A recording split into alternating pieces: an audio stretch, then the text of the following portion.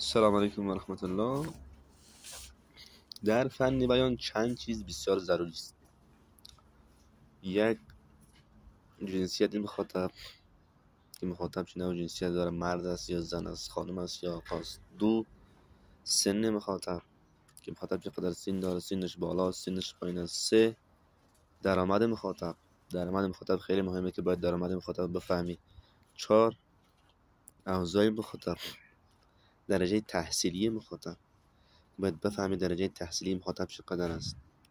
در هنگام صحبت کردن به عنوان یک سخنران قوی و چند مورد مد نظر بگیریم. یک، سن مخاطب. دو، جنسیت مخاطب. سه، درآمد مخاطب. چهار، نوع تحصیلات مخاطب.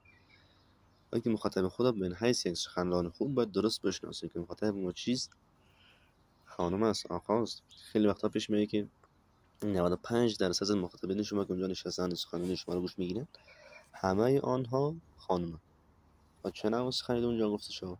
خیلی وقتا پیش میاد که مثلا 95% مخاطبان شما آقایان و چه نوع سخنرانی اونجا صورت بگیره.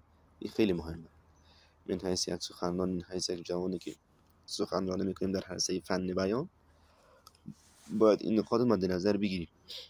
چند موردی که در روی کتاب قدرت بیان آمده بود که من اینجا گرفتم و مطالبش رو برای شما گفتم، این بود که اینا باید خیلی مهمه. شما در هنگام سخنرانی در اول تمرین بکنید ابتدایی، کم کم، آهسته آهسته. در روزی یک ویدیو از خود بگیرید، یک ویدیو چند دقیقه‌ای، چند ثانیه‌ای در مورد موبایل بگذارید و از خودتون ویدیو بگیرید و همون مطالبی که مطالعه کردید اینا رو انتقالتون برای خودتون تا اینکه همون اعتماد به نفستان بالا بره. مرحله بعدی اینه که شما در جمع کوچکی، چند نفری، 5 نفری، 10 نفری، 15 نفری الا 20 نفری سخنرانی بکنید. میخواید که از اینجا شروع بکنید برای یک سخنرانی قوی، ابتداء باید شروع بکنید. برای شروع هیچ وقت دیر نیست. بخیزید به دوباره یک بحثی، مسائل دینی، مسائل شرعی، یا که میفهمید مسائل دینی یا مسائل شرعی یا مسائل روز، تکنولوژی، علم معادل، اینو صحبت بکنید.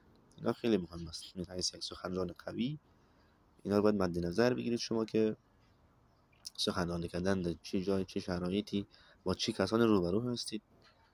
سخنرانی کردن آسان است. یعنی که بخوای شروع بکنی، اگر که بخوای استارت بزنی و اعتماد به نفس داشته باشی در هر جای سخنرانی می‌کنی، سخنرانی خوب، نه که در هر جای هر گپ از درن درآمد انجام نظر رفتن بگیری. نه، در جای سخنرانی بکنی که سخنرانی خوب بکن، گپای خوب بزن، باعث رشد و پیشرفت همون مردم باشه.